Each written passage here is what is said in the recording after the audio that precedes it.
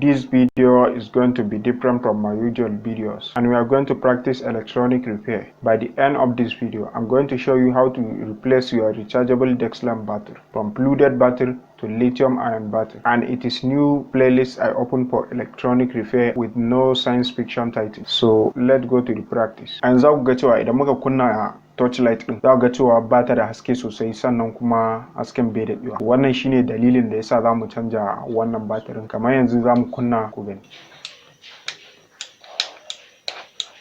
So a yanzu za mu zo mu canja wannan batirin. Za mu zo kai tsaye mu buɗe.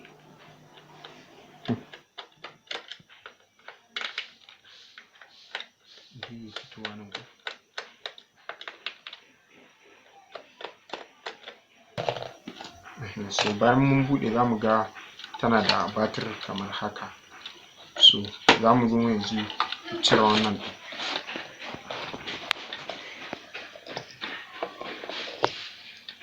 Bayan mun cire batirin kamar haka, za mu zo mu haɗa wannan. Nan muna da positive, a nan kuma muna da negative. So za mu zo mu sa wannan wayoyi kamar yadda za ku gani na fitowa. So kamar haka muka sa wayan. So za mu zo mu anan mu sa mai sellotape, sai mu naɗe a nan wurin kamar haka, kada ya taɓa wani wuri ya samu matsala.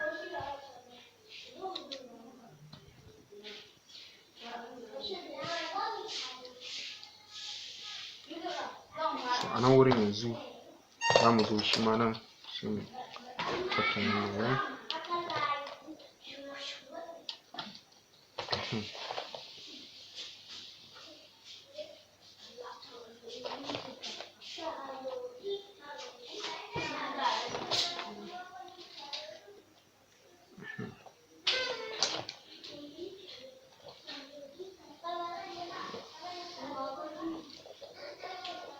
So bayan mun sa, kafin mu naɗe da sellotape za mu gwada mu gani.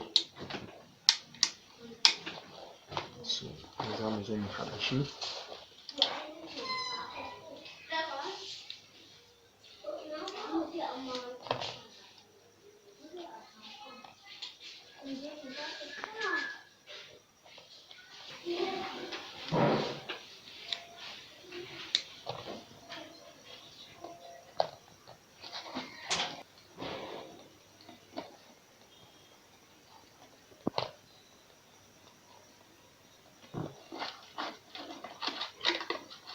So a nan wurin mun mai da charger, sannan kuma ga batir za mu placing ɗin shi a ciki kamar haka. So bayan mun sa batirin mun gwada yayi har mun ɗan. A yanzu nan wurin wannan ya fi wannan tsawo kamar yadda za ku gani. So za mu amfani da slippers mu cike sauran wurin kamar haka.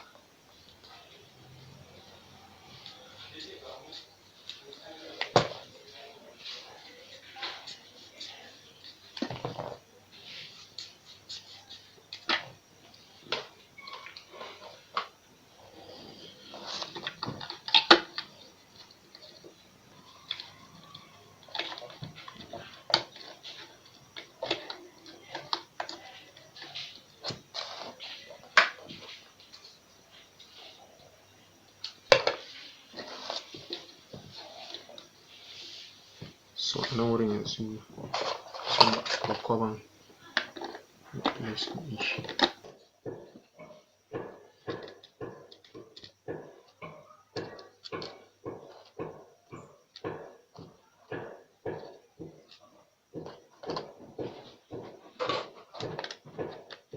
Wannan shine a game da yadda ake canza batirin torchlight mai caji daga batir mai ruwa zuwa mara ruwa. Abin da yasa nake son lithium ion batir shine yana da daɗewa kana amfani da shi kuma bai lalace ba. Wannan shine a takaice. Alright, this is how to change your rechargeable lamp battery from flooded battery to lithium ion battery. As I explained before, this is new playlist I open for electronic repair. There is so many skills to practice in the future. So just subscribe to the channel and hit the bell icon so that you can get notified every time I upload a new video.